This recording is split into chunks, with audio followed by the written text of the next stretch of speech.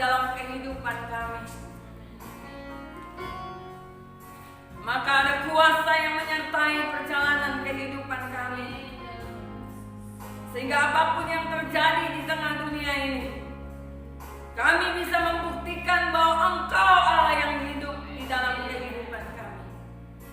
Oleh sebab itu ya Tuhan, kami semua sudah siap untuk mendengar kebenaran firman Tuhan. Bukakan kitab Wahyu ini terus menerus agar gereja Tuhan, orang-orang percaya memahami persiapan-persiapan yang harus dilaksanakannya. Terima kasih Bapa. Berfirmanlah Tuhan atas kami, karena semua kami sudah siap untuk mendengarkannya. Di dalam nama Tuhan Yesus kami berdoa dan mengucap syukur. Haleluya. Yang percaya dan diberkati Tuhan katakan amin. Aminnya kurang kencang. Amin. Amin. Haleluya. Kita masuk dalam tema pembukaan ke-6, meterai dan masa pengangkatan gereja Tuhan. Tema kita pembukaan ke-6, meterai dan masa pengangkatan gereja. Dari Wahyu 6 ayat 1 sampai ayat ke-17. Tetapi sebelum kita membaca kebenaran firman Tuhan ini, kita harus memahami kitab Wahyu. Kitab Wahyu ini adalah kitab terakhir di dalam Alkitab kita.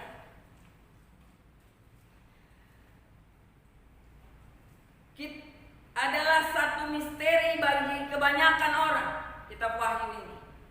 Kitab Wahyu khususnya pasal 6 dan pasal 7 adalah kitab yang berisi ketujuh meterai dan memberikan garis besar dari nubuatan akhir zaman dan juga kedatangan Tuhan Yesus yang kedua kali.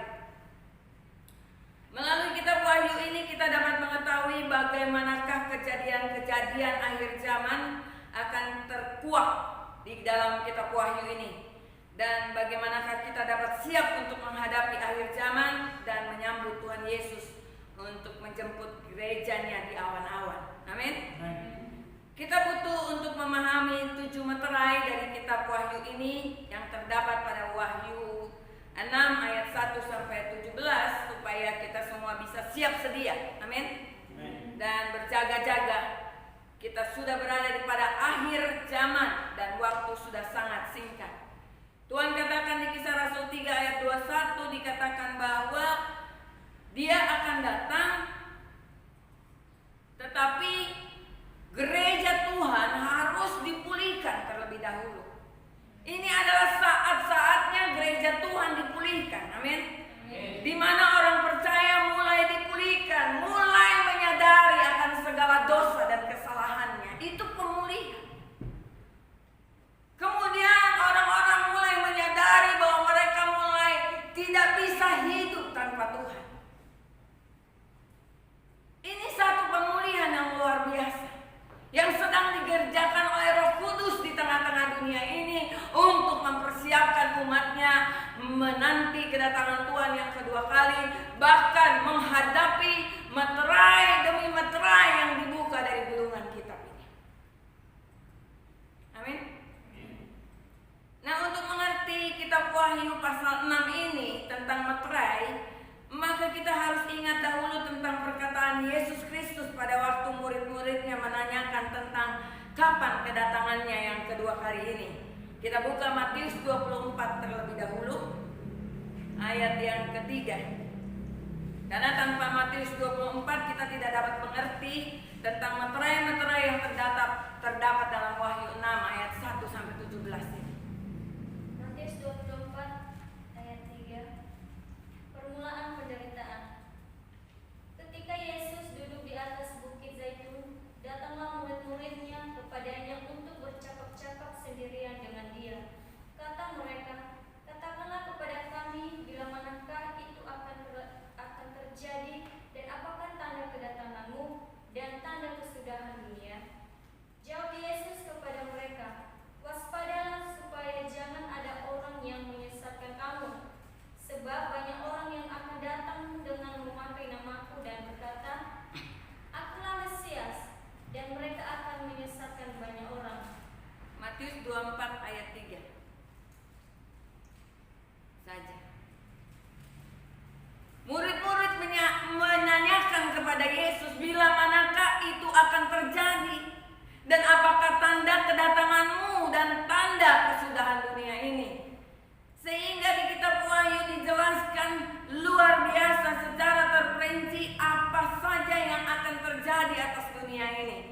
Tetapi lewat kebenaran firman Tuhan ini, justru gereja Tuhan harus mempersiapkan diri. Amin. Bukan takut, bukan khawatir, bukan mengalami satu hal yang membuat kita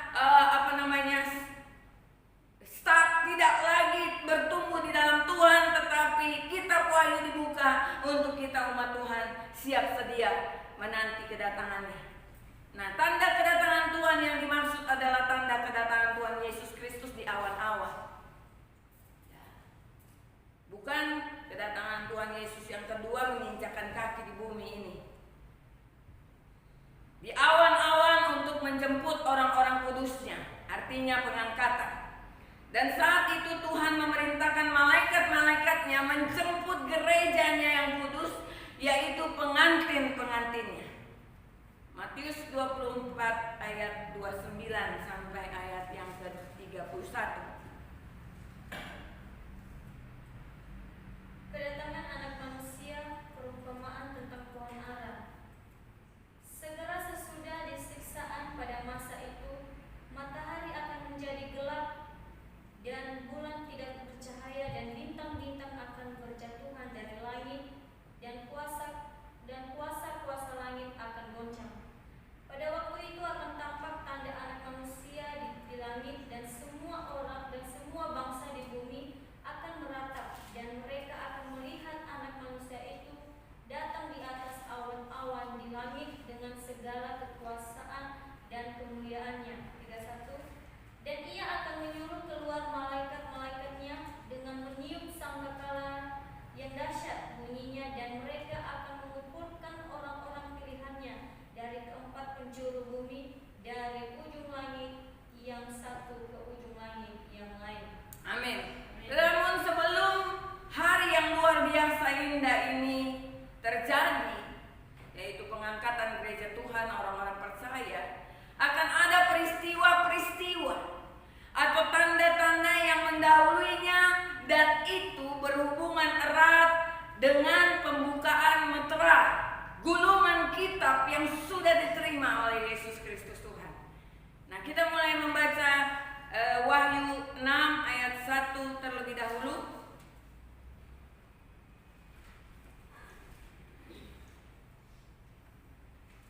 Saya harap kita menyimak dengan baik sebab ini firman luar biasa. Kita mau belajar kebenaran firman Tuhan, amin. Ya. Wahyu 6 ayat 1. Keenam meterai pertama dibuka. Maka aku melihat anak domba itu membuka yang pertama dari ketujuh meterai itu, dan aku mendengar yang pertama dari keempat makhluk itu berkata dengan suara bagaikan bunyi guru, "Mari." Oke, sampai di sini. Yesus Kristus sendiri, yaitu anak domba itu, membuka semua meterai yang menyingkapkan hukuman yang menghancurkan dunia ini. Jadi isi dari gulungan kitab yang diterima oleh Yesus, yang layak untuk menerima gulungan kitab Wahyu 5 minggu lalu, kita melihat bahwa anak domba itu membuka yang pertama. Jadi Yesus Kristus sendirilah anak domba itu yang membuka semua meterai. Ada 7 meterai dari gulungan kitab itu. Isinya apa? Isinya tentang menyingkapkan hukuman yang menghancurkan dunia ini. Hukuman-hukuman itu bersifat ilahi. Amin. Jadi atas kehendak Allah ini terjadi. Karena telah diserahkan ke dalam tangan Kristus. Hanya Dialah yang mampu untuk menebus bumi ini, membuka gulungan kitab ini dengan 7 meterai di dalamnya. Sepanjang kitab Wahyu, hukuman-hukuman berupa malapetaka ini disebut murka Allah. Yang pertama dari ketujuh meterai ini, di Wahyu 6 ayat 1 pertama dibuka oleh Yesus. Beberapa penafsir mengartikan pembukaan meterai yang pertama ini sebagai permulaan 7 tahun kesengsaraan atau masa tribulasi.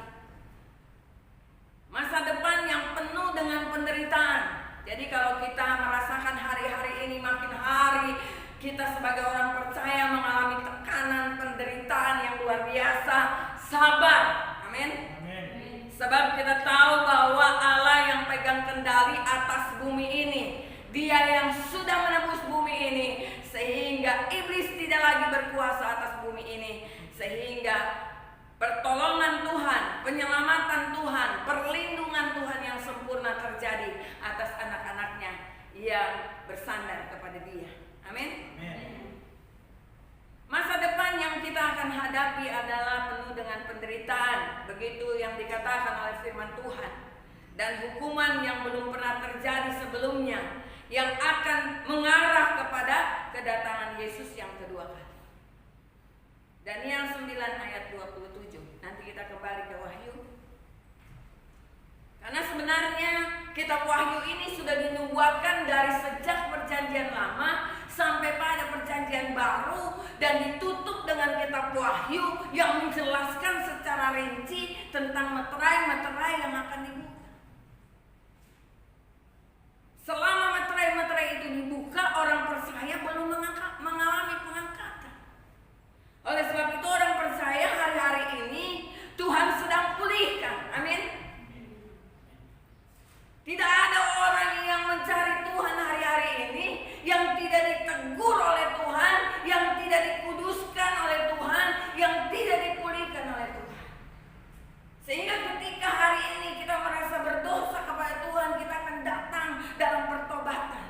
Ketika hari-hari ini kita merasa bahwa kita lebih cinta dunia ini, maka kita datang sama Tuhan untuk berserah. Pergumulan demi pergumulan terjadi dalam kehidupan kita untuk mengarahkan kita dan mempersiapkan kita untuk menghadapi meterai demi meterai yang akan dibuka.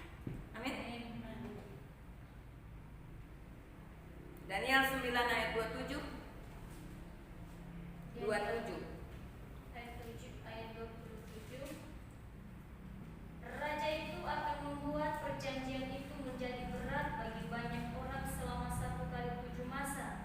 Pada pertengahan 7 masa itu ia akan menghentikan korban sembelihan dan korban santapan, dan di atas sayap kekejian akan datang yang membinasakan sampai pemusnahan yang telah ditetapkan menimpa yang membinasakan itu. Amin. Dikatakan seorang raja, jadi sudah dikatakan pada meterai pertama sudah muncul antikris yang akan menganiaya gereja, yang akan membawa gereja pada penyesatan demi penyesatan.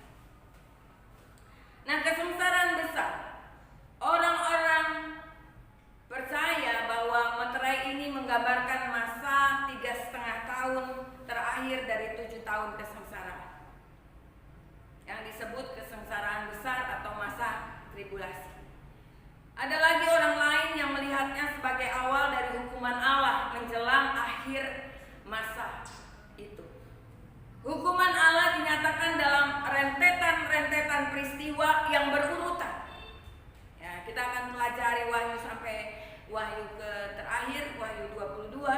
Rentetan yang pertama inilah yang kita akan pelajari, adalah 7 meterai yang akan dibuka. Amin. Dan kemudian rentetan berikutnya akan terjadi 7 sangkakala sebagai hukuman Tuhan atas orang-orang fasik.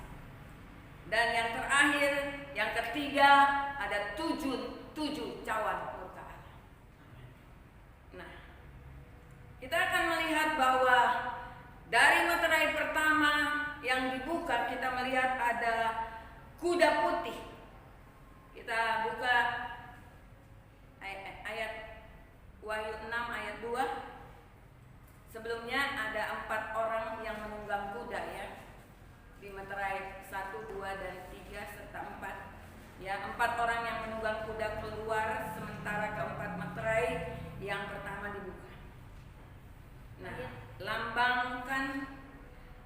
melambangkan hukuman Allah atas sistem dunia yang telah rusak dan jahat, serta orang-orang yang tidak mengenal Allah. Ya, Ya, ini hukuman bagi orang-orang yang tidak mengenal. Ayat 2. Dan aku melihat sesungguhnya ada seekor kuda putih dan orang yang menungganginya memegang sebuah panah dan kepadanya dikaruniakan sebuah mahkota. Lalu ia maju sebagai pemenang untuk merebut kemenangan. Amin. Kita lihat ini ada kuda putih. Orang yang menungganginya memegang sebuah panah. Tetapi kita lihat di Wahyu 19 ayat 11 sampai 16 ada juga penunggang kuda putih. Wahyu 19 ayat 11 sampai 16.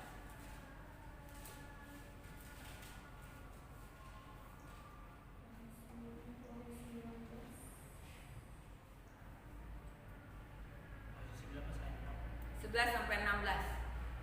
Ayat 9. Ayat 11 sampai 16.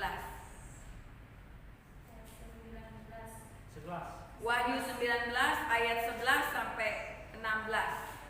Firman Allah, lalu aku melihat surga terbuka, sesungguhnya ada seekor kuda putih, dan ia yang menungganginya bernama yang setia dan yang benar. Ia menghakimi dan berperang dengan adil, dan matanya bagaikan nyala api, dan di atas kepalanya terdapat banyak mahkota, dan kepadanya ada tertulis suatu nama yang tidak diketahui seorang pun, kecuali ia sendiri. Dan ia memakai jubah yang telah dicelup dalam darah, dan namanya ialah Firman Allah. Dan semua pasukan yang di surga mengikuti dia. Mereka menunggang kuda putih dan memakai lenan halus yang putih bersih. Dan dari mulutnya keluarlah 9 pedang tajam yang akan memukul segala bangsa. Dan ia akan menggembalakan mereka dengan gada besi, dan ia akan memeras anggur dalam kilangan anggur, yaitu kegeraman muka Allah yang maha kuasa. Dan pada jubahnya, pada pahanya tertulis suatu nama, yaitu Raja segala raja dan Tuan di atas segala tuan. Amin. Amin. Ada perbedaan antara penunggang kuda putih dengan penunggang kuda putih di Wahyu 6 dengan Wahyu 19. Dengan perbedaan atribut ini yang sangat jelas membuktikan bahwa orang yang duduk di Wahyu 6 ini berpakaian biasa dan tidak memakai jubah, pada tangannya memegang busur tanpa anak panah, dikaruniakan sebuah mahkota dan tidak memiliki nama. Tetapi kita lihat di Wahyu 19 ayat 11 sampai 16, orang yang duduk di atas kuda putih bernama siapa? Setiawan dan yang benar. Ada namanya. Matanya seperti nyala api. Di kepalanya ada mahkota banyak. Namanya dikatakan Firman Allah. Dari mulutnya keluar 9 pedang yang tajam. Memakai jubah yang dicelup dengan darah, dan namanya adalah Firman Allah. Pada jubahnya ada tertulis satu nama raja di atas segala raja dan tuan di atas segala tuan. Dengan perbedaan ini kita melihat bahwa kuda putih membawa satu kegerakan kepalsuan yang selalu meniru gereja Tuhan yang sejati, meniru Yesus Kristus. Ya, karena Yesus Kristus memiliki banyak mahkota, karena ia mengalami banyak kemenangan. Tetapi kuda putih ini hanya memakai satu mahkota. Tuhan naik kuda putih, dia pun juga naik kuda putih. Amin. Penyesatan, kita lihat hari-hari ini dalam gereja Tuhan, penyesatan mulai terjadi. Orang-orang lebih lagi melihat penyesatan ini, orang-orang yang tidak dipenuhi dengan kebenaran-kebenaran sejati dari awalnya, mereka akan tersesat dengan penyesatan ini. Paulus mengatakan jangan kamu heran, sebab iblis selalu menyamar sebagai malaikat. Karena itu ada Mesias palsu yang datang atas nama Tuhan. Orang-orang yang berdiri melayani Tuhan, kita lihat hari-hari ini. Ya, kalau benar-benar dia hidup di dalam kebenaran Allah, tidak ada rasa takut, tidak ada rasa khawatir, dia menghidupi kebenaran firman Tuhan di dalam kehidupannya, dia menjadi kuat dan makin hari makin kuat. Amin. Dan kita akan melihat gereja Tuhan yang dibangun atas dasar firman Allah yang teguh, maka dia akan kuat. Orang-orang percaya yang dibangun atas dasar keteguhan firman Allah di dalam kehidupannya. Makanya kita harus mempelajari kebenaran ini dan mengenal Yesus Kristus secara pribadi dalam kehidupan kita. Amin. Bukan hanya sekedar datang beribadah, tetapi kita harus mengenal, karena peniruan ini ya dari hamba Tuhan yang asli dengan yang palsu. Saya katakan bahwa nabi palsu ini tidak terlalu berbahaya, tetapi spiritnya dia mempengaruhi keadaan gereja Tuhan.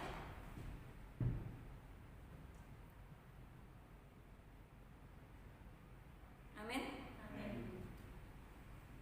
Hari-hari ini kita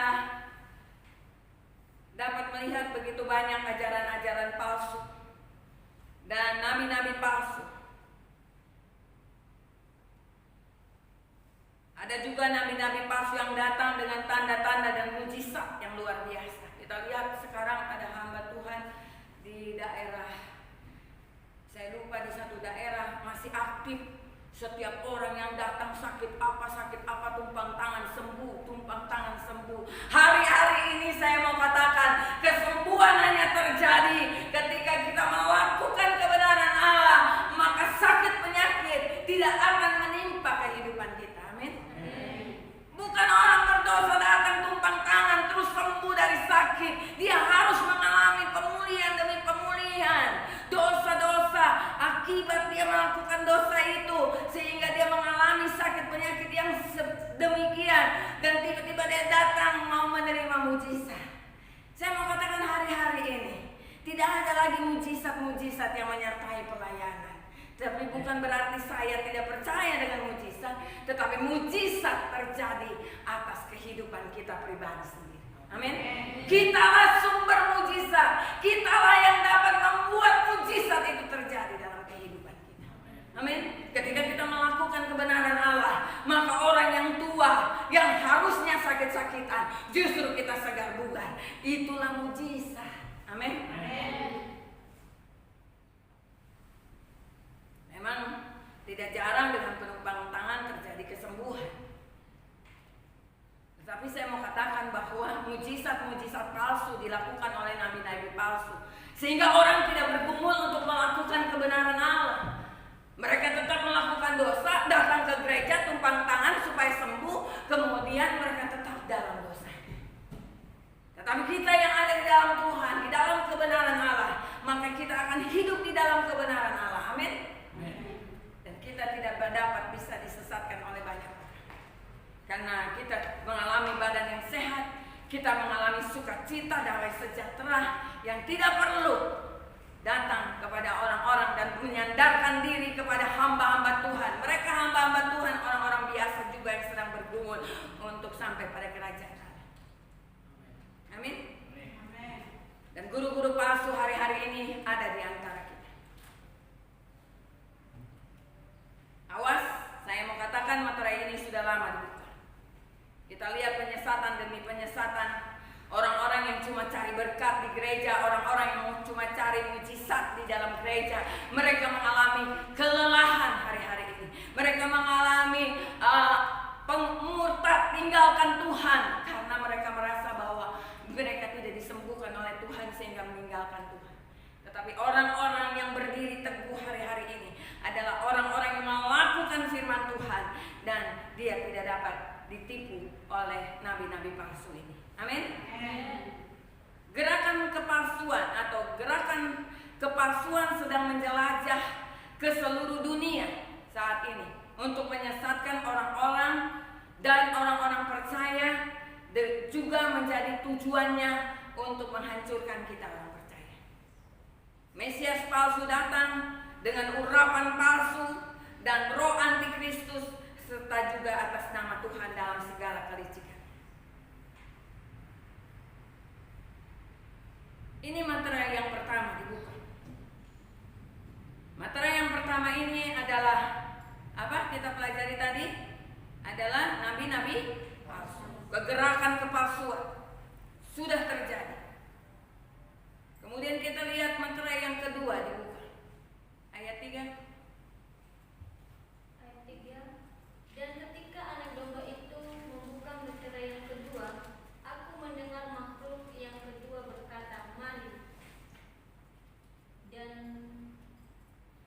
majulah seekor kuda lain, seekor kuda merah, pedang, dan orang yang menungganginya dikaruniakan kuasa untuk mengambil damai sejahtera dari atas bumi sehingga mereka saling membunuh, dan kepadanya dikaruniakan sebilah pedang yang besar. Amin. Ini materai kedua dibuka, keluar siapa? Penunggang kuda merah. Penunggang kuda merah ini diberikan kuasa.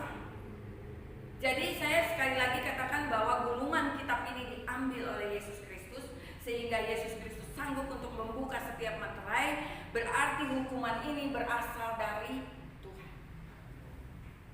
Kepada siapa? Kepada orang-orang fasik.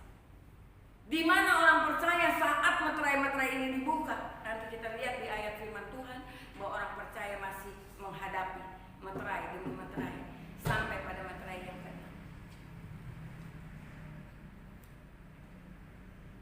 Penunggang kuda merah ini diberikan kuasa untuk mengambil damai sejahtera dari bumi, sehingga semua manusia saling menyerang, amin, dan membunuh.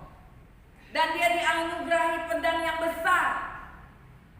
Artinya kita harus waspada, hari-hari ini akan terjadi perang terus menerus.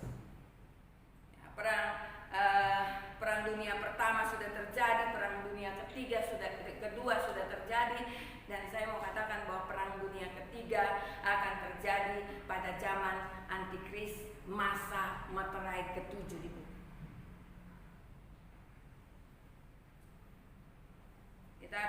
Kita sudah melihat hari-hari ini orang saling membenci. Mereka ada dalam gereja Tuhan tetapi saling membenci, ya kan?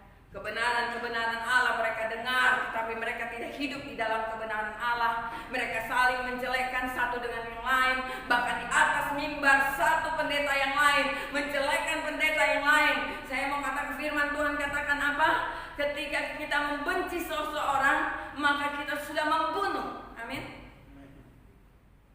Kita lihat di dalam rumah-rumah tangga sudah terjadi. Suami membenci istrinya, istri membenci suaminya. Kemudian anak-anak membenci orang tua. Dalam gereja Tuhan terjadi juga seperti itu. Sehingga sekarang pelayanan sangat sulit karena banyak orang tidak lagi percaya atas gereja Tuhan. Amin.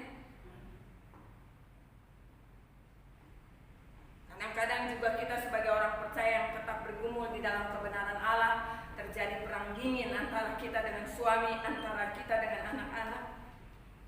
Pengkhianatan demi pengkhianatan terjadi dalam keluarga, baik anak mengkhianati orang tua, menantu mengkhianati mertua dan sebagainya. Itu terjadi hari-hari ini. Amin. Sehingga kebencian terjadi, peperangan terjadi. Kita sudah lihat bahwa ini sudah terjadi, dan pada titik yang luar biasa akan terjadi pembunuhan demi pembunuhan. Nah, kita lihat banyak sekali orang sekarang udah dibunuh karena benci, sakit hati dan sebagainya, oleh karena latar belakang kebencian, iri hati dan sebagainya, maka terjadi pembunuhan di sana sini. Amin. Yang ke materai berikutnya yang dibuka, materai ketiga. Dan ketika anak domba itu membuka materai yang ketiga, aku mendengar makhluk yang ketiga berkata, "Mari." Dan aku melihat sesungguhnya ada seekor kuda hitam, dan orang yang menungganginya memegang sebuah timbangan di tangannya. Amin. Orang yang menunggang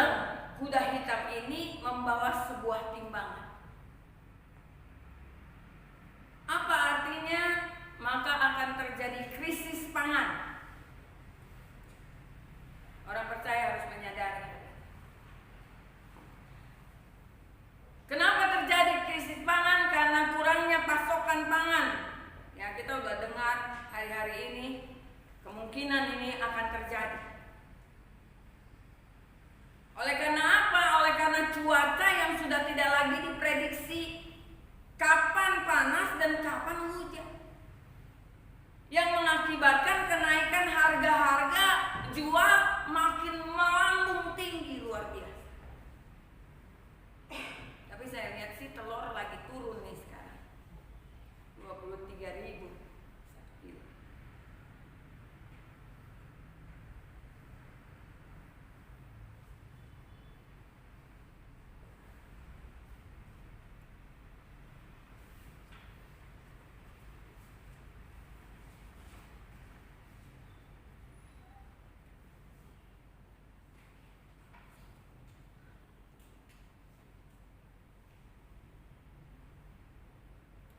Kebutuhan-kebutuhan pokok bagi kehidupan akan langka.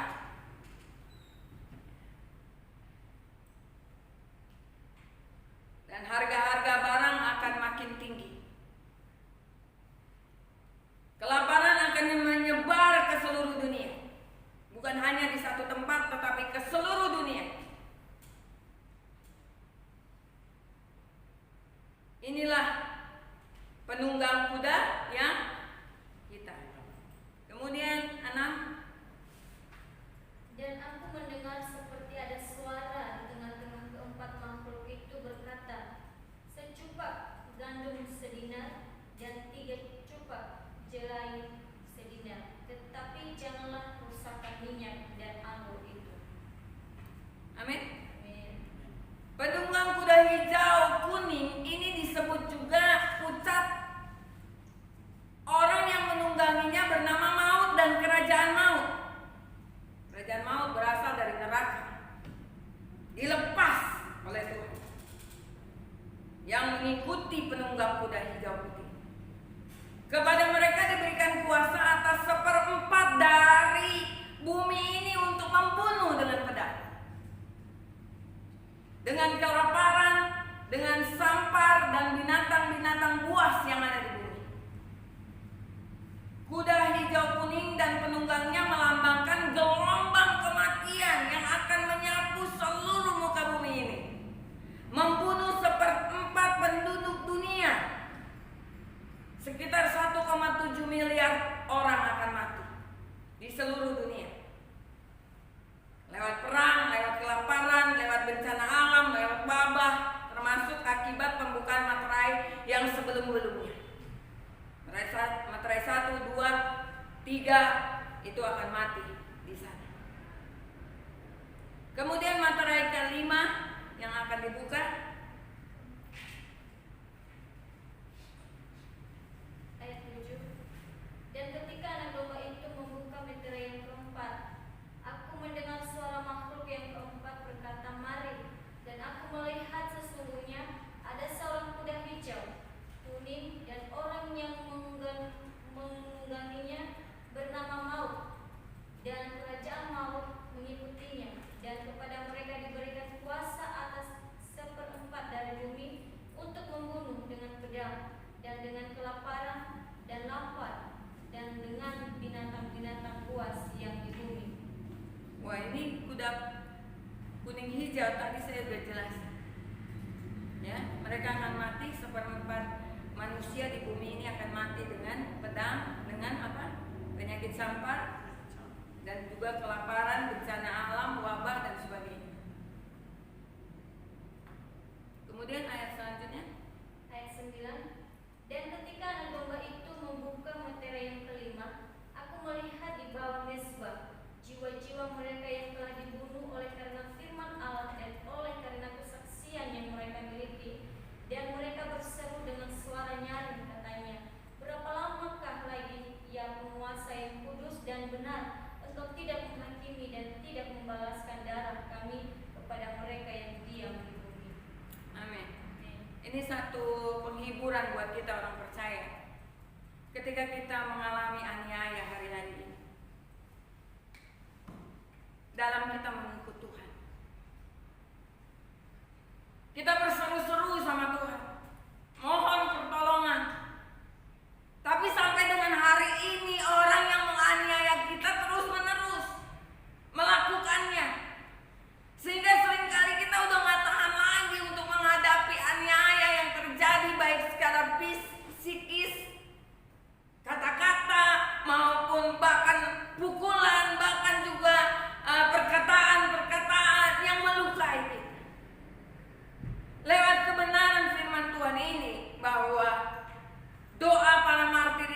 menyadarkan kita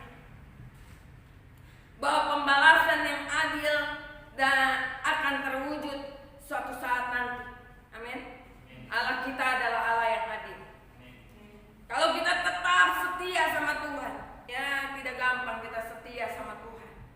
Ketika kita mau setia sama Tuhan, suami kita melukai kita, atau anak-anak kita, atau menantu kita, rasanya kita mau tinggalin Tuhan, rasanya kita mau tinggalin pelayanan. Tetapi lewat kebenaran firman Tuhan ini, bahwa orang-orang yang berdoa akibat aniaya dan kematian disebabkan karena firman Allah, maka Tuhan katakan sabar, keadilan Tuhan akan terjadi atas kita sekarang. Amin. Mezbah dan jiwa-jiwa melambangkan penganiayaan dan kematian para martir dari orang-orang kudus. Pada waktu Rasul Yohanes mendapat penglihatan ini, banyak orang percaya telah dibunuh karena Kristus. Dalam penglihatan ini para martir berseru kepada Tuhan dengan suara nyaring untuk menanyakan, berapa lama lagi Tuhan Engkau balaskan segala darah kami ini yang sudah tercurah. Makin ke depan makin sulit kita untuk setia sama Tuhan. Amin. Betul. Tantangan dari luar, dari dalam. Apalagi kita masuk dalam pelayanan, tantangan pun makin banyak. Sehingga kita berseru sama Tuhan, Tuhan sampai kapan ini terus-terusan seperti ini? Kapan Engkau membalaskan darah kami, Tuhan? Tetapi Tuhan katakan di sini apa? Tuhan bilang apa? Kepada mereka, disuruh sabar, menunggu hingga genap jumlah kawan-kawan dan saudara-saudara mereka yang akan dibunuh. Pada tahun 1980 sampai tahun 2000 adalah angka tertinggi dari kematian pengikut Yesus oleh karena penganiayaan. Saat itu ada 2 juta orang Kristen yang dibunuh di Sudan, dan juga aniaya besar terjadi di Peru, Kolombia, Meksiko, Cina, Nigeria, dan termasuk Indonesia. Ada 2 juta orang yang meninggal. Apakah itu sudah genap? Kita lihat waktu Tuhan untuk membalaskan setiap ketidakadilan. Amin. Kalau hari-hari ini kita berseru, Tuhan kapan keadilan itu? Saya udah berdoa sekian tahun Tuhan untuk suami saya, untuk anak-anak saya, untuk menantu saya, tapi malah mereka seperti itu, Tuhan. Tetap menganiaya saya. Tapi saya mau katakan bersabar, karena waktunya akan tiba atas kita. Amin. Tuhan Yesus sendiri yang menyatakannya. Matius 24 ayat 9 sampai 11. Nanti kembali ke Wayuna.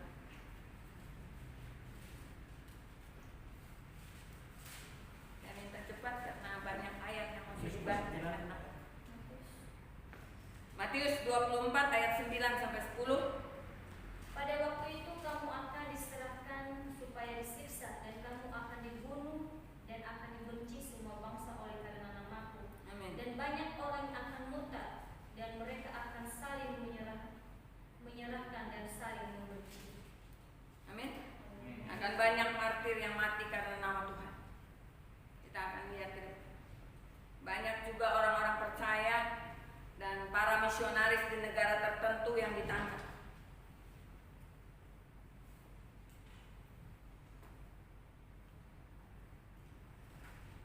Kemudian kita baca materai yang ke-6.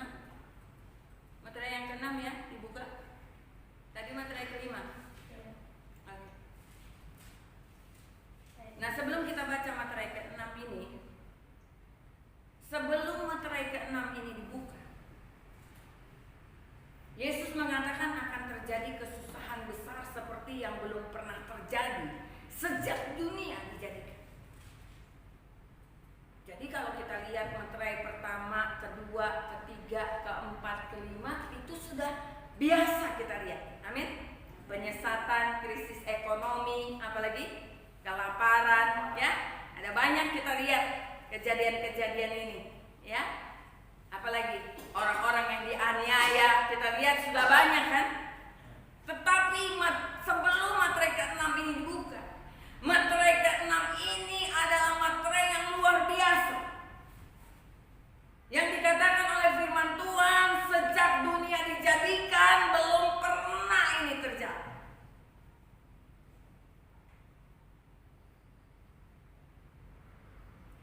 Matius 24 ayat 21 sampai 22. Nanti kita bandingkan kepada Wahyu 6 ini, materai ke-6. Matius 24 ayat 21 sampai 22. 21. Sebab pada masa itu akan terjadi siksaan yang dahsyat seperti yang belum pernah terjadi sejak awal dunia sampai sekarang, dan yang tidak akan terjadi lagi. Dan sekiranya waktunya tidak dipersingkat, maka dari segala yang hidup dan tidak akan ada yang selamat. Akan tetapi oleh karena orang-orang pilihan, waktu itu akan dipersingkat. Di sini ada kata yang hidup. Segala yang hidup.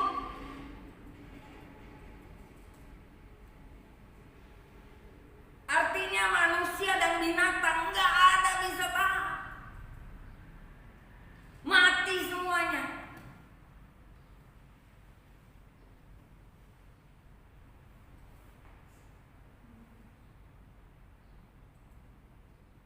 Di mana anak-anak Tuhan ketika materai ke-6 dibuka?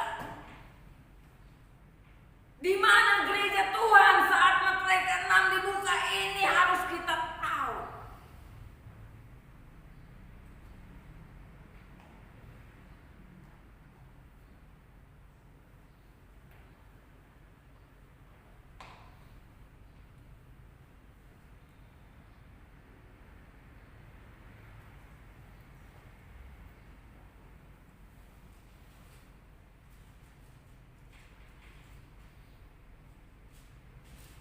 Anak-anak Tuhan masih berada di bumi ini saat materai ke-6 dibuka.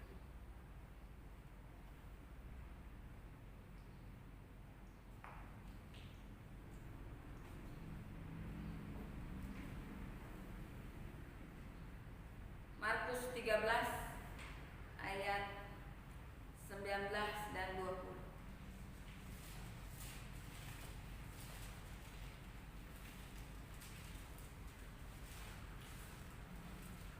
Markus 13 Ayat 19 dan 20. 19. Sebab pada masa itu akan terjadi siksaan seperti yang belum pernah terjadi sejak awal dunia yang diciptakan Allah sampai sekarang, dan yang tidak akan terjadi lagi. Amin. Dan sekiranya Tuhan tidak mempersingkat waktunya, maka dari segala yang hidup tidak akan ada yang selamat. Akan tetapi oleh karena orang-orang pilihan yang telah dipilihnya, Tuhan mempersingkat waktu. Di mana orang percaya saat materai ke-6 dibuka? Di bumi ini. Karena orang-orang pilihan inilah, maka gereja Tuhan diangkat. Sehingga ketika materai ke-6 dibuka, saat penganiayaan dahsyat terjadi, goncangan atas bumi terjadi, kita lihat ya, Wahyu 6 ayat 12. Maka aku melihat ketika anak domba itu membuka meterai yang ke-6, sesungguhnya terjadi gempa bumi yang dahsyat, dan matahari menjadi hitam bagaikan karung rambut, dan bulan menjadi merah seluruhnya bagaikan darah. Dan bintang-bintang di langit berjatuhan ke atas bumi bagaikan pohon ara, menguburkan buah-buahnya yang mentah apabila dia digoncang angin yang kencang. Maka menyusutlah langit bagaikan gulungan kitab yang digulung, dan bergeserlah gunung-gunung dan pulau-pulau dari tempatnya.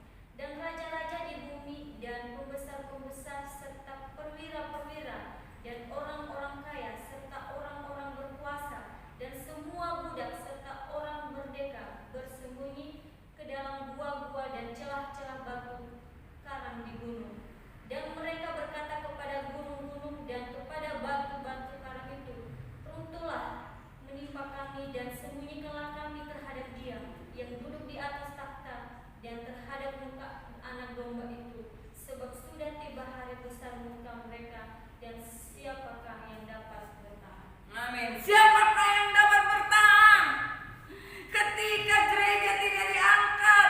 Bukan orang-orang pilihanlah, maka itu dihentikan sampai berhenti materai ke-6. Kemudian terjadi berhenti sejenak selama setengah jam, maka mulai dibuka materai ke-7.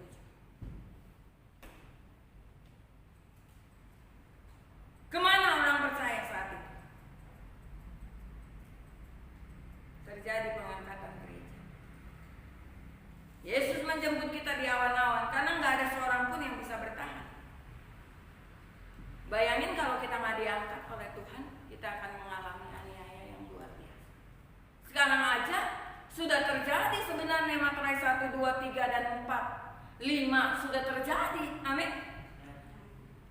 Penyesatan sudah terjadi, krisis ekonomi mulai terjadi, krisis pangan sebentar lagi kita lihat.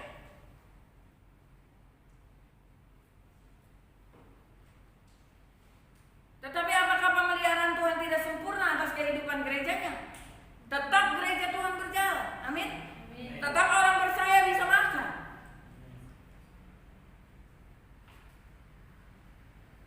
Kita harus terus bergantung kepada Tuhan. Materai ke-6 ini bicara tentang gempa bumi, hujan meteor, pergeseran lempeng bumi, terjadi mega tsunami. Saya ada mencatat waktu meteor jatuh, semakin hari semakin banyak. Tahun 2005 sampai 2013. Tahun 2005 meteor jatuh 467. Kemudian 2006 517, 2007 591, 2008 730. Makin hari makin banyak. 2009 696, 2010 954, 2011 1632, 2012 2144, dan 2013 2188. Makin hari makin jatuh meteor ke bumi seperti pohon ara yang buahnya jatuh, kata firman Tuhan. Itu terjadi. Dan sudah terjadi, dan kita akan lihat bagaimana materai ke-6 dibuka. Nggak ada seorang pun yang bisa hidup.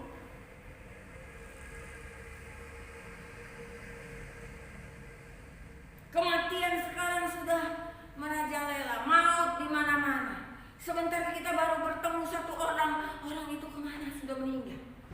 Kena COVID baru 1 hari, 5 hari langsung meninggal. Enggak lama, mereka mati, dan banyak sekali kematian. Ya mungkin karena disebabkan mereka juga tidak hidup sehat, sehingga sebenarnya yang positif COVID, kalau dia tidak ada penyakit bawaan, dia pasti bisa sembuh. Amin. Tapi oleh karena kehidupan kita manusia yang berdosa ini, makan, serakah, rakus, dan sebagainya, sehingga kita sakit, sehingga kita menghadapi sakit penyakit ke depan tidak mampu untuk mengatasinya. Oleh sebab itu gereja Tuhan harus sehat. Amin. Kita harus memperhatikan kesehatan kita. Istirahat yang cukup. Amin. Lukas 21 ayat 25 sampai 27. Ketika materai ke-6 dibuka. Tahu artinya bergoyang? Bahasa aslinya adalah ragas, Z, ragas. Artinya gemetar. Bumi itu gemetar, bumi itu goncang, mengamuk, meloncat. Bumi bergoncang dari tempatnya, bisa diartikan bumi terlempar keluar dari orbitnya. Bayangin ngerinya. Ngeri nggak? Makanya dibilang apa? Belum pernah terjadi dan baru sekali ini terjadi dan tidak akan terjadi lagi, kata firman. Ini yang kejadiannya. Tetapi ketika materai ke-6 dibuka, ini goncangan terjadi. Lukas 21 ayat 25 sampai 27. Apa yang terjadi atas gereja Tuhan? Kedatangan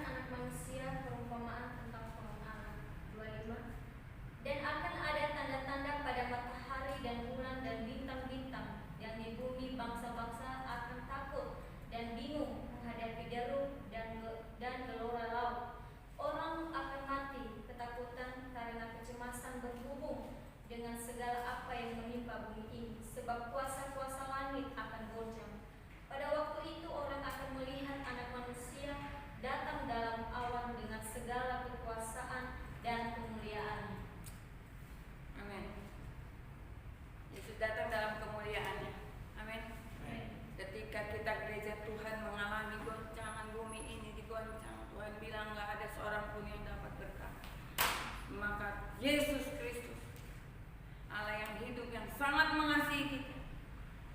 Dia meluputkan kita dari bencana yang dapat mematikan. Sehingga ketika gereja Tuhan diangkat, materai kena, terjadi perkawinan anak domba, maka sorga sunyi. Kemudian terjadi bunyi, materai ketujuh dibuka, nanti ayat pasal 7, pasal 8, dan bunyi sangkakala hukuman berikutnya terjadi atas bumi. Di mana gereja Tuhan? Ketika sangkakala 1, 2, 3, 4, 5, 6, 7 dibunyikan, karena di mana gereja Tuhan? Gereja Tuhan sudah diangkat pada materai kena. Oleh sebab itu kita harus sungguh-sungguh mengikut Tuhan, amin. Jangan hanya sekedar kita bergereja,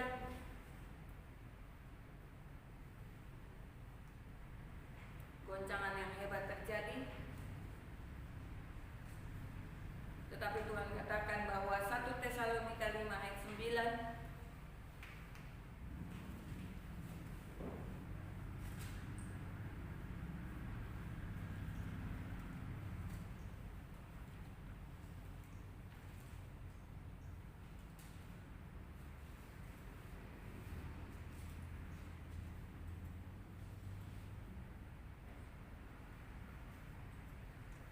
Satu Tesalonika 5 ayat 9.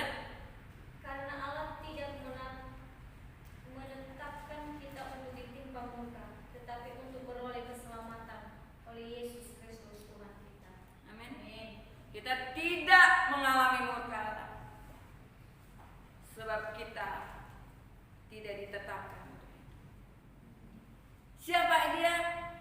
Yaitu orang-orang yang hari ini sedang mengalami pemulihan. Baik itu pemulihan dalam hatinya, baik itu pemulihan dalam cara pikirnya, baik itu pemulihan di dalam perkataannya, tindakannya, perbuatannya, semua sedang dipulihkan oleh Tuhan. Bukan berarti kita dalam pemulihan ini tidak menerima aniaya. Kita dalam aniaya, tetapi Tuhan melakukan pemulihan atas kita. Yaitu apa? Mengampuni musuh-musuh kita, mengampuni orang-orang yang melukai kita.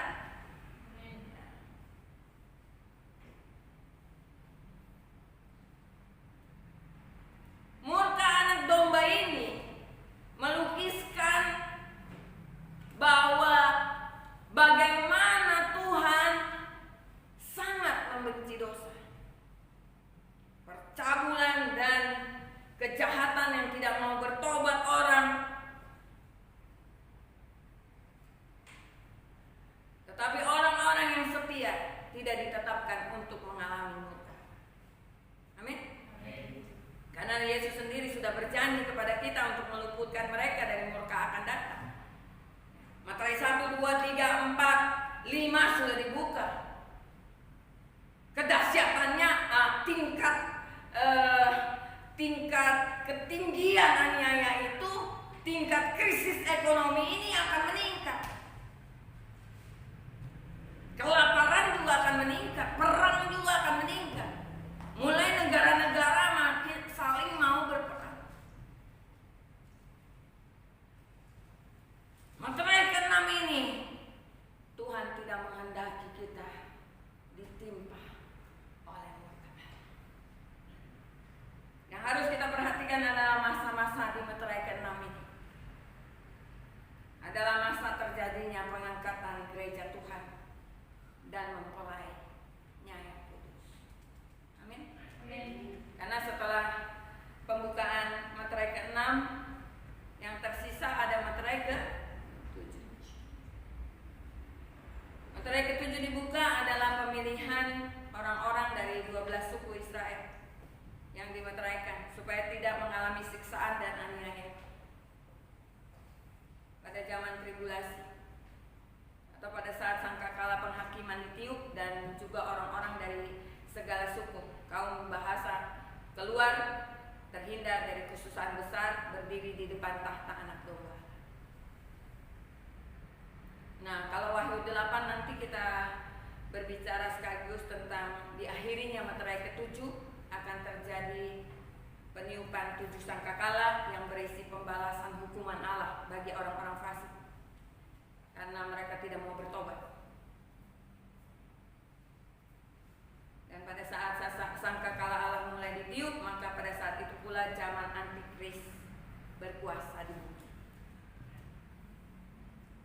Kita semua mau diangkat bersama Tuhan? Amin. Ayo, kita mengalami pemulihan.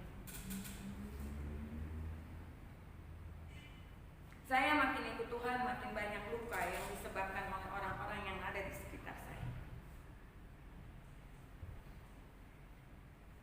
Tetapi saya melihat bahwa ketika saya mau menyelamatkan orang lain,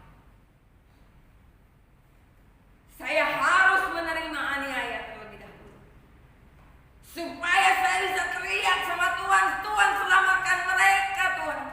Aku teraniaya, aku mau keselamatan terjadi atas mereka. Selama bumi ini belum dihancurkan oleh Tuhan, teriakan doa kita pasti ditampung dalam cawan Tuhan. Amin. Air mata kita ditampung di kirbat Allah, sehingga kita akan melihat pembelaan Tuhan terjadi atas hidup. Oleh sebab itu Tuhan katakan bersabar, karena keadilan Tuhan akan nyata dalam kehidupan kita. Kita hidup di zaman akhir, kejahatan merajalela, seolah-olah kebenaran dikalahkan oleh kejahatan. Anak-anak Tuhan sepertinya tidak berdaya terhadap penganiayaan yang ada di dunia ini. Penderitaan kita semakin berlarut-larut. Orang yang membenci Kristus bisa melenggang tanpa hukuman, kita lihat.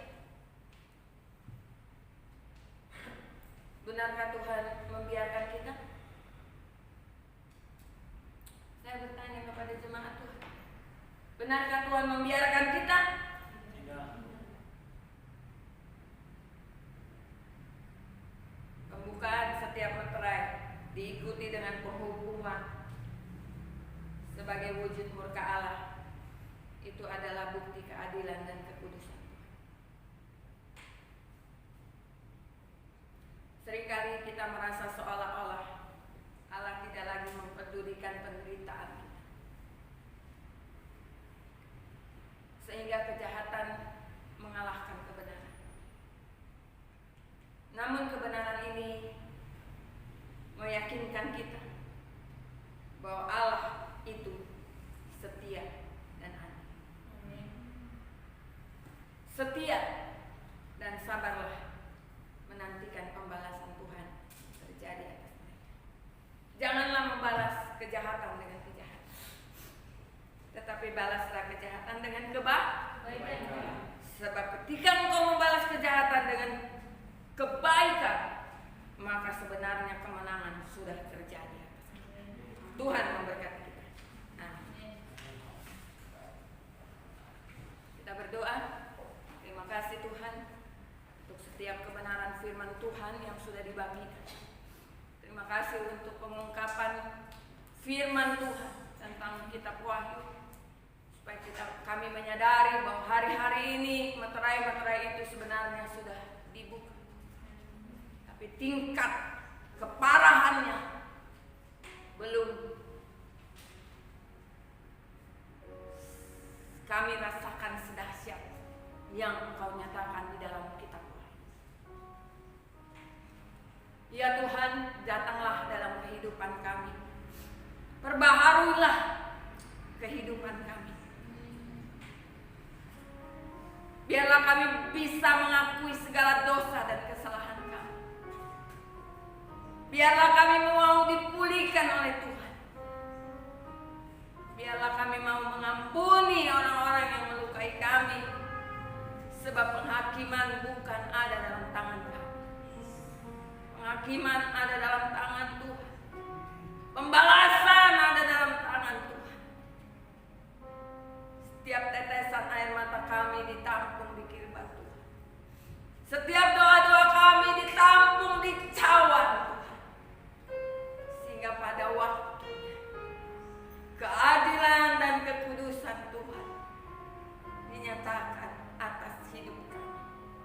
Terima kasih Tuhan untuk kebenaran firman Tuhan. Meteraikan firman-Mu dalam setiap loh hati kami yang paling dalam. Dan berikan kekuatan bagi kami untuk menghadapi segala hal yang terjadi. Khususnya aniaya yang terjadi dalam rumah kami sendiri terhadap diri kami. Kuatkan kami agar kami dapat tetap mengasihi. Di dalam nama Tuhan Yesus kami telah berdoa dan mengucap syukur. Haleluya, yang percaya dan diberkati Tuhan katakan Amin.